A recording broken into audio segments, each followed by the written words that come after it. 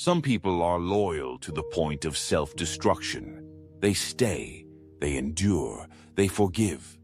They always return, even as the relationship slowly drains the life out of them. Have you ever met someone like that? Or maybe you are that person. You call it love, devotion, gratitude. But there's something deeper at play, something unspoken, something buried in the unconscious like a ghost. What if your loyalty isn't love? What if it's a trauma response? Not a choice, but a scar, not strength, but survival. And it's slowly killing you. We grow up believing that loyalty is a virtue. And yes, it is, when it is chosen by a healthy soul. But when loyalty becomes a compulsion, when you feel guilty for walking away, when you can't say no for fear of hurting others, then it is no longer a virtue. It becomes a chain. Carl Jung called this a pattern, psychological imprints shaped by early experiences. As a child, if you were only loved when you behaved, when you didn't cause trouble, when you pleased others, you learned to survive by abandoning yourself. You became the one who's always there, always forgiving, always enduring. Not because you're strong, but because you're afraid that if you leave, you'll lose your worth. So you repeat that pattern in every relationship. You stay with the one who hurts you. You say they didn't mean it. You text first, even though you promised yourself you wouldn't. You tolerate the silence, the control, the neglect, just to hold on to the fragile connection. Because underneath it all, you believe, I'm not lovable unless I try. Do you see yourself in this? Loyalty isn't wrong. But if it grows from the fear of abandonment, from the hunger for validation, from childhood wounds that never healed, it is no longer love. It becomes captivity. Sometimes what you call deep affection is just a scar that never closed. You're not staying because you love them. You're staying because you're afraid of losing yourself if no one is there to cling to. This is not an accusation. This is awakening. If your loyalty is born of freedom, it feels light when you give it. But if it suffocates you, ask yourself, am I protecting love or repeating my wound? So what happens when you choose to let go? We'll talk about that next. There is a kind of silence that isn't peaceful. It is the silence of someone who has finally stopped explaining themselves. The silence of someone who gave too much for too long. Do you ever feel like someone finally sees the part of you you've always hidden? Here, you don't have to hide anymore. You're safe now. And don't forget to subscribe to my channel so we can keep walking this path together. Thank you. The silence of withdrawal, not out of revenge, but out of exhaustion. What happens when the loyal one chooses to let go? There's no drama, no final argument, no grand exit. Just a quiet disappearance, like breath leaving a body. And those who once took your presence for granted, they will feel the shift. Because the weight you carried was never light, it just wasn't yours to hold forever. Letting go is often mistaken for giving up, but it isn't. Giving up is what you do when you no longer care. Letting go is what you do when you care so deeply that staying becomes a betrayal of yourself. There's a point where endurance becomes self-abandonment, where your yes means nothing because you've forgotten how to say no, where your loyalty keeps you chained to someone else's emotional chaos while your own needs are left unmet. You were taught that walking away means you're selfish, that love is proven by how much pain you can endure. But pain is not a testament to love. It's a signpost, a signal, a call to awaken. Carl Jung spoke of individuation, the process of becoming whole. And that process often requires stepping away from inherited patterns, from familiar pain, from roles you were never meant to keep playing. Letting go isn't abandoning others, it's returning to yourself, and that's terrifying when your identity has been built around being the loyal one, the fixer, the giver, the one who always comes back. But what if the real act of love is not staying, but stopping? Stopping the cycle, stopping the bleeding, stopping the lie that your worth is measured by your willingness to suffer. So you let go, not to hurt them, but to save yourself. And in that silence, something begins to grow. Space, breath, self. You remember what it's like to feel peace, to not be in constant survival mode, to exist without explaining, justifying, or proving. And maybe for the first time, you feel like home. Letting go is not weakness. It is the strongest thing you will ever do, because it means choosing truth over illusion, choosing self-respect over approval, choosing your soul over your role. Those who truly love you will understand. Those who don't were never holding you, only holding on to you. The loyal heart breaks when it walks away. But sometimes that's what healing sounds like. So if letting go is the first step, what do you build in its place? What happens after you let go? There is a strange quiet in the aftermath. No fireworks, no applause. Just a silence that feels both liberating and unfamiliar. Like standing in a room you once called home, now emptied of the furniture of your suffering. It's not immediate joy. It's not even clarity. It's the beginning of withdrawal, of reckoning. Because once you stop clinging to what hurt you, the question becomes, who are you without the pain? There is an identity built in pain, and for many of us, it becomes the only thing we know how to hold. The loyal one, the wounded one, the one who stays. When you release the story that you are only valuable when suffering, what remains? This is where the real healing begins. Carl Jung reminds us that healing is not becoming someone else. It is becoming who you were before the world told you who to be. And this means facing the void, the silence, the unfamiliar self. You may feel lost because your entire life was organized around someone else's needs, because you were always reacting, always adjusting, always contorting to survive.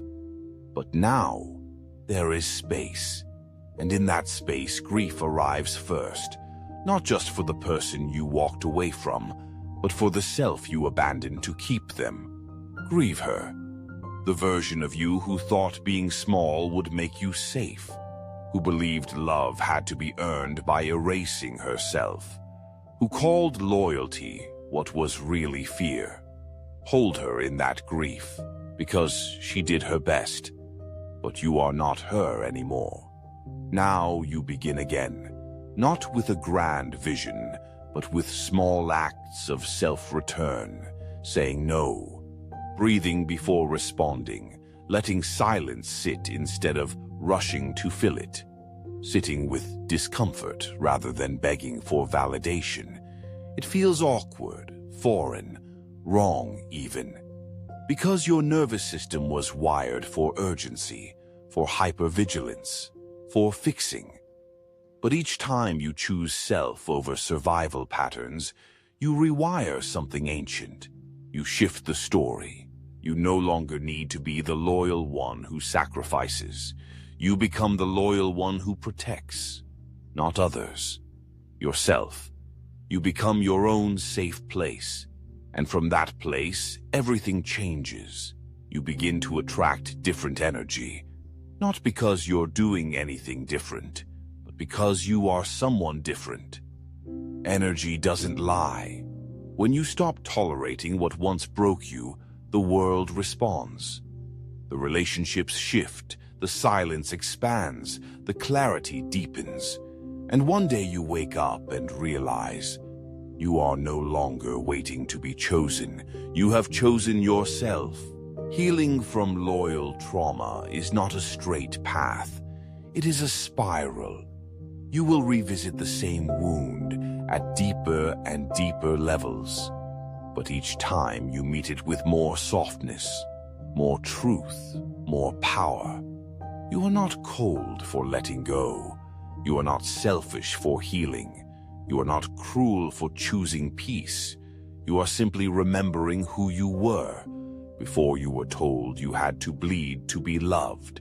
And so, when you begin to build a new life from this place of clarity, what kind of love do you allow in? Love, in its truest form, is not earned. It is not negotiated. It is not begged for. But when you've spent your life contorting yourself to be worthy, it's hard to believe that. You think love comes at a cost, that it requires loyalty laced with pain, effort soaked in fear, sacrifice offered in silence. So what happens when you finally step out of the pattern? When you stop bleeding for connection? You meet the unfamiliar, love that doesn't demand your self-abandonment. And at first you resist it. It feels foreign. Love that lets you rest. That sees you not for your usefulness, your compliance, your sacrifice, but for your being. You hesitate to trust it, because the nervous system does not recognize safety when it has lived too long in chaos. Because somewhere inside you still believe you have to earn what should have always been freely given. You test it, you push it, you retreat, you wait for the punishment, the abandonment, the shift in tone. Because old love came with conditions, strings, threats of withdrawal. But when that doesn't come, when you are still seen, still held, still safe, you feel something crack open. This is what love feels like without trauma. But to receive it, you must unlearn everything the wound taught you. That you're only lovable when needed. That silence means danger. That boundaries make you selfish. That being chosen means you must disappear to keep it. Carl Jung believed that every relationship is a mirror. What you allow, what you attract, what you believe you deserve. It all reflects your unconscious. So as you begin to heal, your mirrors change.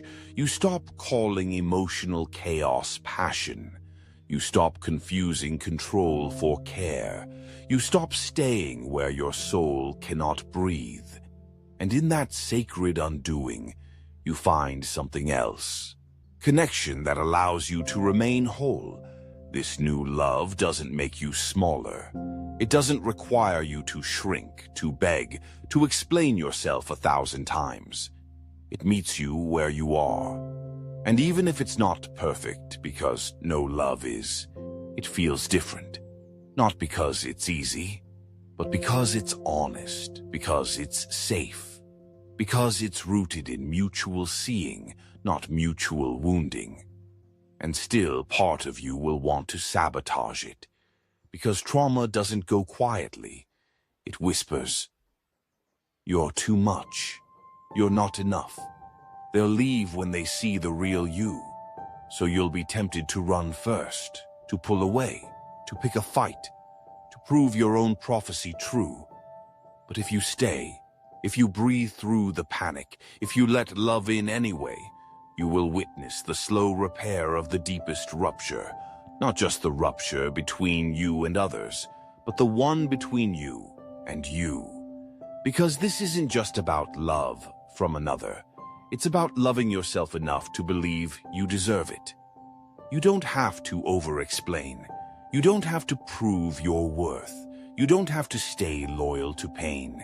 You are allowed to be seen and still be safe, to be known and not be abandoned, to be loved and still be whole. This is the redefinition of loyalty. Loyalty to your healing. Loyalty to your truth. Loyalty to the version of you that is finally breathing freely. You are not here to repeat your childhood story. You are here to rewrite it.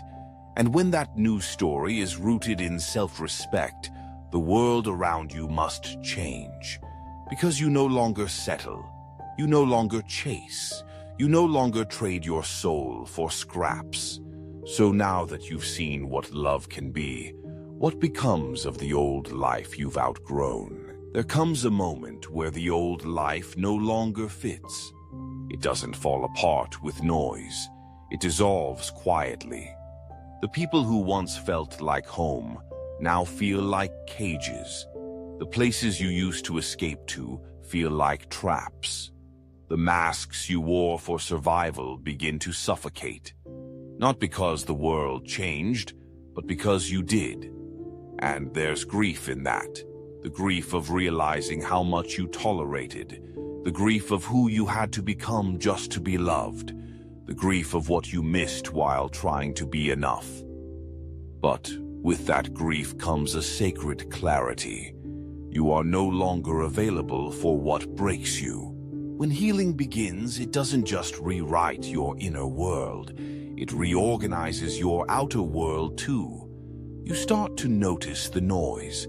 Conversations that once excited you now drain you. Relationships that used to define you now deplete you. Cycles that felt inevitable now look like choices. You're not angry, you're just done. This is what Carl Jung spoke of as individuation. Not rebellion, not rejection, but return.